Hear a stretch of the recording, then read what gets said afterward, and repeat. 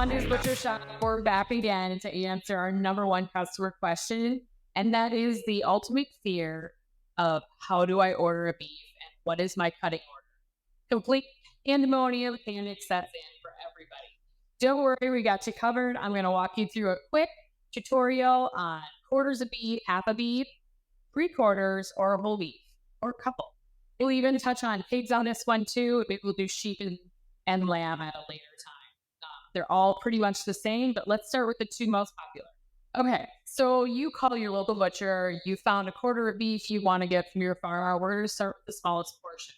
So a quarter of beef, you have to understand, is being shared with another quarter on one side of a beef, one side of that animal. So when we look at that, there's going to be certain cuts you can't get and certain cuts you can get because you're sharing that animal. So unless you know the person getting the other quarter, I'm going to have to split your brisket in half. Those types of scenarios. There's only one cut of some things that are really popular on one side of beef. So let's jump into it. Okay, so here is what a typical cut sheet looks like. Don't be intimidated by it. It's mostly for us to know and not you. We have our own language in meat lockers, so don't panic. So here's a typical cut sheet.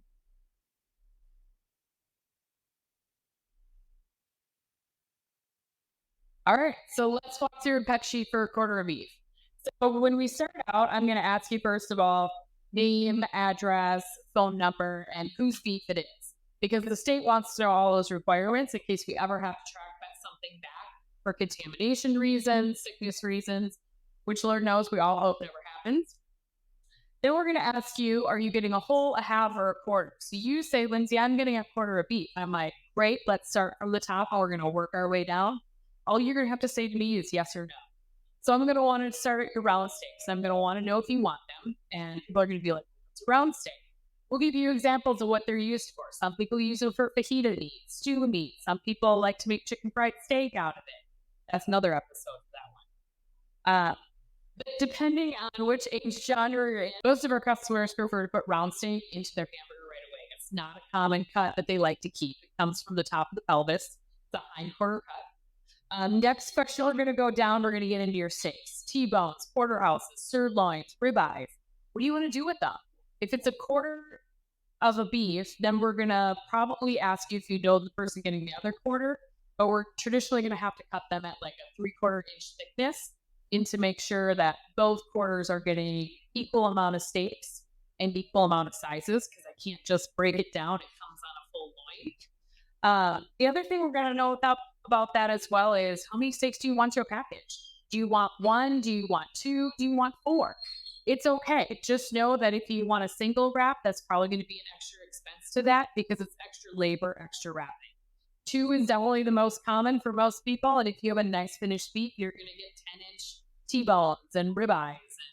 They're going to be big cuts of meat. So you usually be pretty good with just 2 steaks to a package. Then we're going to get into your roast. Let's talk about your chuck roast, your arm roast, your sirloin tip, your top and bottom roast. We have a pike's feet roast. That's a Missouri cut here. But no, they're just all roast. How big do you want them? Typically 3 to 4 pounds fits perfectly in your crock pot. If you're like me, I don't want a big roast to go on my crock pot because I want to put it in the morning and leave and not worry about the lid falling off. So 3 to 4 pounds will definitely cover you on that and should feed a family of 5 to 6 pretty easily. If you're a family of 1 or 2, go ahead and drop it down to 2 to 3 pounds. We can do that as well without any added expense to that. Then we get into kind of some of the fun stuff. If you want soup bones for stock for later in the wintertime or in the summertime, broth, anything like that, make sure you ask for soup bones. If you want short ribs or brisket, those are both things. And remember, if you say no to any of these things, whether it's a steak, a roast, or a cut of some sort, like short ribs, we automatically put it into your burger and grind it. So it's not a loss to you. You just debone it, add it to your hamburger. So you gain on that end. Short ribs are really common. You could do multiple cuts. You could do Asian short ribs. You could do bigger box. You could keep the whole plate if you wanted, if you're a barbecuer and want to practice. You could always ask for those things. Traditionally, we'll normally cut them at about 2 inches thick and package them to a pack. Then we get into stew meat as a specialty thing. A lot of people like stew meat cut. There is an added expense to that as well. Then we talk about hamburger package size. we offer 1, 1.5, and 2 pounds on your hamburger packages. If you're like me, you'll do half 1 pounders and half 2 pounders because it's just easier depending on the size of family or friends we have over that night. I would say most people just do 1 pounders because that's what most recipes call for. Don't be afraid to ask that. Do you want more fat added to your hamburger? Do you want us to try to keep more fat out of your hamburger for a leaner burger? These are all things you can ask for. Depending on the animal, I'll tell you whether I can do it or I can't do it. So don't be afraid to ask. We'll tell you the truth up front. And if I don't know, I'll go find your beef and look at it and come back to you and be like, I can swing this. I'm not sure I can swing that. So just know there's other certain cuts that are really popular right now, like picanha cut, which comes off the top rung. You might be looking for a skirt steak, a flank steak, a tri-tip. Tri-tips are pure murder for a butcher. They are really, really hard to find, and they actually destroy a lot of your hind quarter to get to it. And they're really not, I would say just buy them from us directly, separately off your beef. Then it doesn't wreck any of your porterhouses into your loins, and it doesn't wreck any of your roasts. So sometimes a lot of things can get damaged. You'll understand why those cuts are so much more expensive in the grocery store because they're a lot harder to find, and they actually wreck other cuts to get that meat. So don't be afraid to ask about that. Skirt steak, flank steak are all specialty ones, and we can do that as long as the other person doesn't ask for it on your quarter. What we'll do is we'll take the weight of that and take that out of your burger and put that into the other quarter's burger. So everything will always be equal if you're afraid of the other person getting the other half of your quarter, thinking there might be getting more than you. We always make even in weight no matter what. And then also don't be afraid to ask. It's super common now for cheeks, but make sure you ask when your animal comes in for harvesting because we'll harvest cheeks at that point in time. We'll also harvest the tongue and the heart and the liver at that point in time too. So those are all cuts that I do need to know before your animal comes into process so we can save it. Otherwise, we will render it out to a dog food company. Go figure. Okay, so let's talk a little bit about hogs and what a cutting order for a hog looks like. So if you are going to go into a half hog or a whole hog, it's very similar to a beef. We're going to ask you about pork chops. How many do you want to a package? Is it 2, 4, 6? Do you want a 3/4 inch cut, an inch cut, a 2-inch cut? I've done it. Traditionally, most people ask between 2 and 4 pork chops to a package, which works really, really well.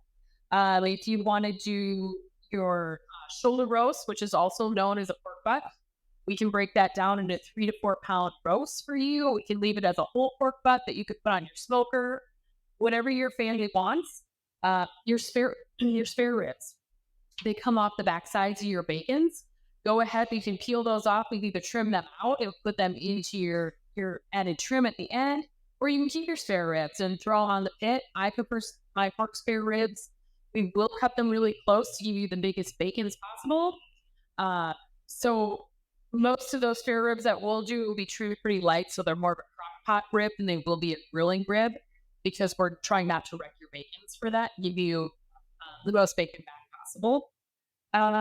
Also, we get into the hams. Do you want your ham smoked and cured? Do you want to do that at home? Do you just want it fresh, so it's like a pork roast?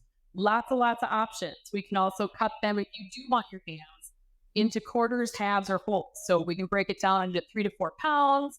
We can do a half ham that are 10 to 12, do a whole ham where it's 16 to 18 pounds, depending on what you want for your holiday and for your family and what you have for freezer room as well. Okay, so let's talk about trim on a pig. We can go back and look. We usually get about 30 pounds of trim off of an entire hog, so that's 15 if you're getting half of a hog. Usually we can do 2 things with a whole hog, and whether you want to do a seasoned sausage, a ground pork, a breakfast steak, a breakfast patty, or a brat for that matter. Also know that we have a lot of deer hunters that ask for their hog trim to be baked so they can do their own at-home venison without buying trim or bang for your buck there. So that is a little bit of how I would do a cutting order. Make sure you shoot us more comments or questions if you have, and we'll definitely add to this if I missed something. But thanks for following along. See you next time.